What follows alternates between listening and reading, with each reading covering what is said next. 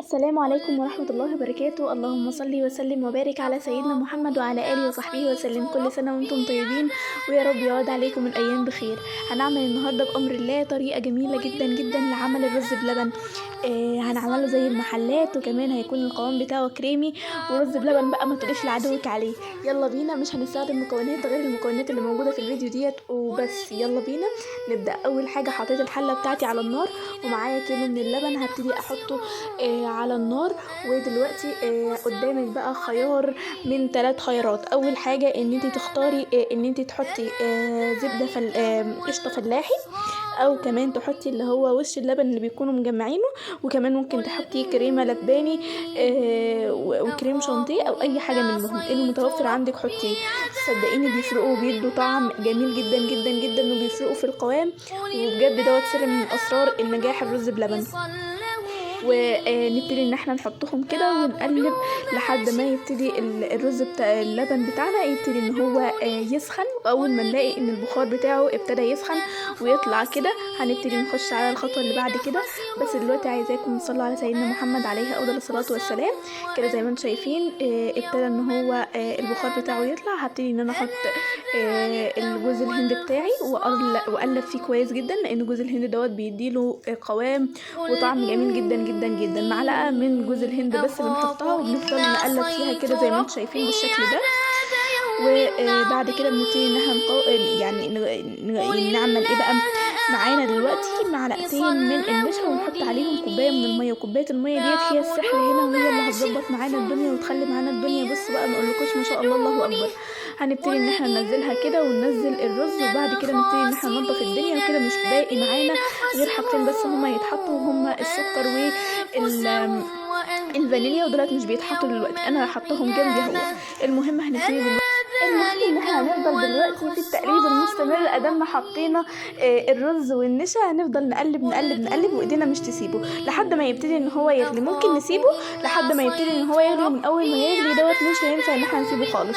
انا سيبته لحد ما يقرب يغلي، وهنا كنت بغسل المواعين اللي انا كنت وسختها وانا بعمل وخلصتها والحمد لله. وقمت جايه غسله الحوض ومظبطه الدنيا بحيث ان الدنيا معايا تكون كويسه كده وتكون الدنيا رايقه خالص. المهم عايز اذكركم وافكركم بالدعاء اللي انا كنت بقوله لكم على طول وكنا بنقوله في الفيديوهات بتاعتنا. اللهم اني استغفرك واتوب اليك عدد خلقك ورضا نفسك وزنة عرشك ومداد كلماتك.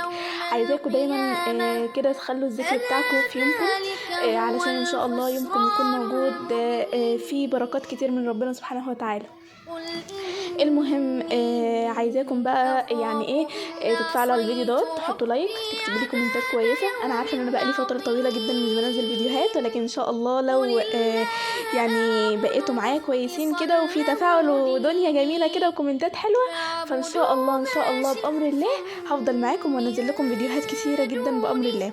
المهم ان احنا بنفضل كده نقلب فيه. هو المفروض بياخد معانا الوقت من دلوقتي لحد ما بيستوى بياخد معانا من 10 دقايق لربع ساعه. يعني بجد تقدري ان انت تقولي عليه ان الرز بلبن دوت اسرع رز بلبن ممكن تعمليه، كله في حله واحده، مش وسخنا حاجات كتيره خالص.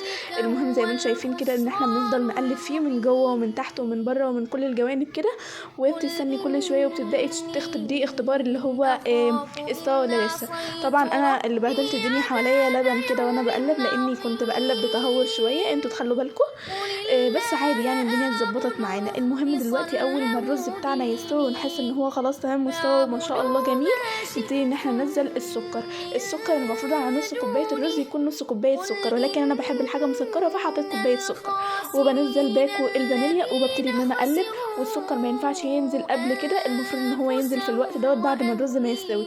طيب الناس اللي بتقول ان الرز ممكن ما يستواش او الكلام ده كله، احنا حاطين الميه ديت، كوبايه الميه ديت هتظبط لنا الدنيا جدا جدا جدا. دي مش اول مره اجرب معايا، يعني اجرب اصلا انا عامه وشخصيا كده اجرب الرز بلبن ده. انا جربته بكذا مره، جربت الرز بلبن بكذا طريقه، ولكن الطريقه ديت هي دي افضلهم واقربهم لقلبي.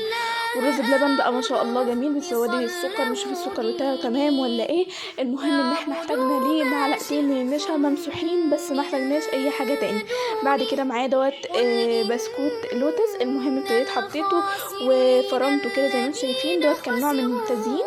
وابتديت ان انا احط في القوالب كده زي ما انتم شايفين او في الاطباق بتاعتي، واحط من البسكوت اللوتس، وطبعا زينت الباقي بالسوداني وجوز الهند وبالزبيب. واسيبكم مع القرآن الكريم. إني أخاف إن عصيت ربي عذاب يوم عظيم. قل الله أعبد مخلصا له ديني فاعبدوه